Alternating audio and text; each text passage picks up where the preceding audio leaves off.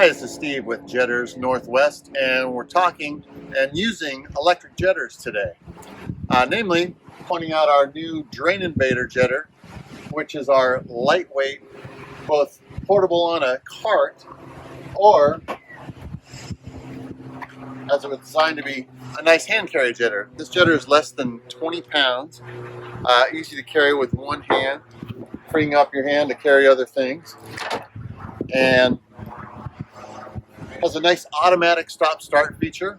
When we're jetting and not jetting, it just turns itself on and off. We'll show you that as we jet. We're going to head out to Calvary of a Church and deal with a little bit of floor drain problem they have. This is perfect jetter to do that with. For years, we've had our industrial dolly, or we call it our heavy-duty dolly electric jetter, and this has been a terrific unit. It's got the industrial Baldor motor. It's got a reciprocating triplex brass head industrial commercial pump, and 5,000 psi ball valve, nice hose reel. But we did have a hand carry version of this, but it was 75 pounds, and we got complaints about that over and over again. Now that we've come up with this lightweight, that solves that problem. Now, where is this applicable?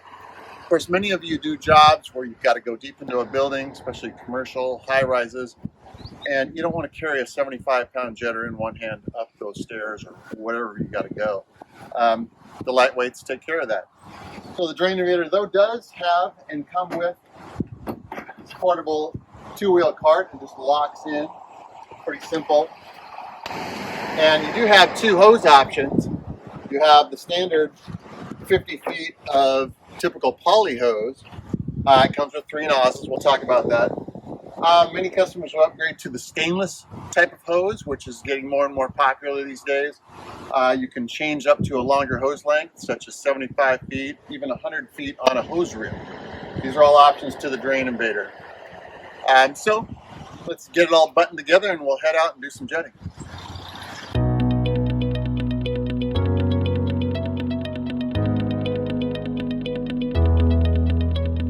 Okay, I've now got the Drain Invader in position here. This is a kitchen at a church, and they've had some floor drain problems, so we're going to go ahead and jet them out.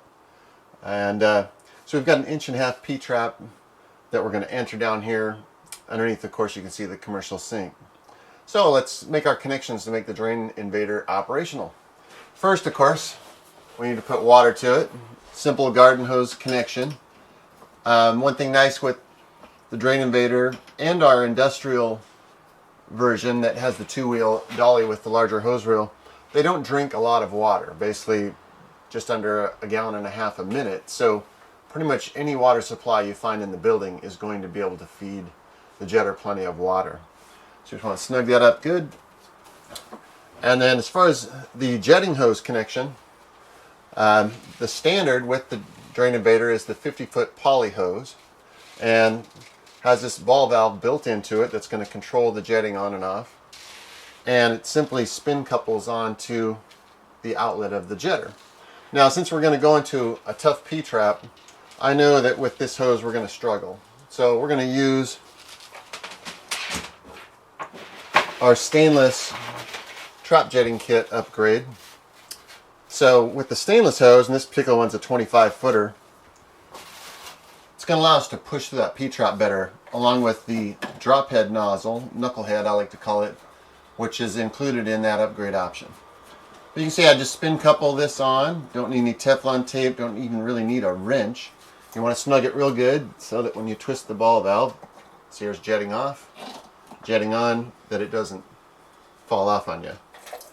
And also when we do that ball valve on and off control, you're going to see that the jetter will actually turn off when I stop the jetting flow, which is a nice feature. You don't have to worry about leaving the jetter running unattended or anything like that. It's only going to run when you're actually jetting the line. Okay, next we need to choose a nozzle for the job. The Drain Invader comes with 2 different nozzles standard, and they come in this nice Pelican case with a little carabiner clip so you can hook it on your belt or on the jetter or whatever. First we have a flusher nozzle. These are 1/8-inch pipe thread, by the way, stainless steel nozzles. The flusher does not have a forward jet. It has wider angle rear jets. That's why we call it a flusher. So it's going to have a little more pulling power than The other nozzle is the common multi-purpose penetrator nozzle. It's going to have one forward jet and 3 jets out the rear. So that's your most common jetter nozzle there, especially for this type of jetting. And we're going to be going in, as I said, into a tough 1.5" P-trap. So we're going to use the knucklehead nozzle, which the point of this is it's got this nice knuckle leader to lead us through any turns, be it an elbow or a tough P-trap. Especially, typically it's go down the trap and coming up is not too hard, but when it hits the top of that P-trap wants to straighten out again, a lot of times your nozzle will just stub there and you just won't go through. This solves that problem. Okay, last thing for setup, of course, we've got to put power to the drain invader. And just runs off 110, 115, 120 volts. Simple plug-in that I'm sure you've seen before. Got a ground fault circuit interrupter, which is code. And we highly recommend just plugging this straight into the wall when you can and avoiding extension cords. And for that reason, we've got 35 feet of extension cord built into the drain invader. So I'm just going to reach around here, plug it in to 110 volt outlet. It's going to draw about 13 amps under full load. So just about any service that's, especially in a commercial building, but even in a residence, should be able to handle that. Okay, drain invader's all hooked up, ready to go. So we're going to get into this P-trap.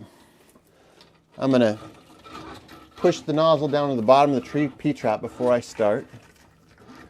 And then before I hit the power, I'm going to prime everything. I'm going to get water flowing, because if you've got air gaps in your garden hose or in the hose here and doesn't build pressure right away, the drain invader is going to be waiting to build pressure. So we'll just flood it out where I know I've got water. There I do. And so again, I can start with the ball valve closed, turn it on. That little bump there tells you it's got power and it's ready to go. As soon as I open this valve, we're going to be jetting. Work my way through that trap. There we go, whipped right through the P-trap, thanks to the knucklehead drop head nozzle.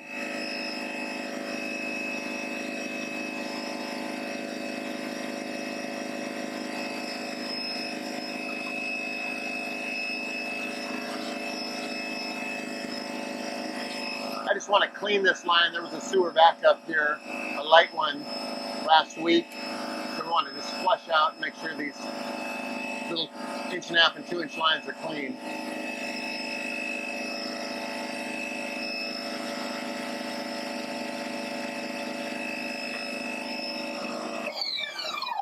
Again, as we close the valve, obviously it stops the jetting, and it also turned the drain invader off.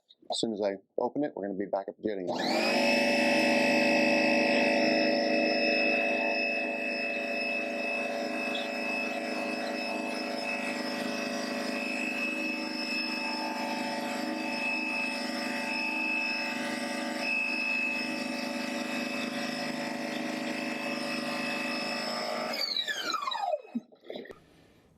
And we've got that nicely cleaned out there. We'll turn the power off.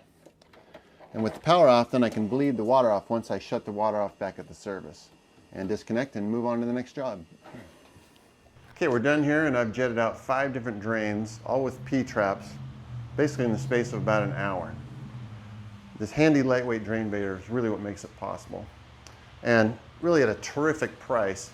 You really ought to think about putting one of these on all your service trucks. You start thinking about the profit potential of getting that much work done in that short a period of time. And it offers a pretty sharp appearance to your customers. So this is again Jonesie with Jetters Northwest. Appreciate you watching. Have a super day and get jetting.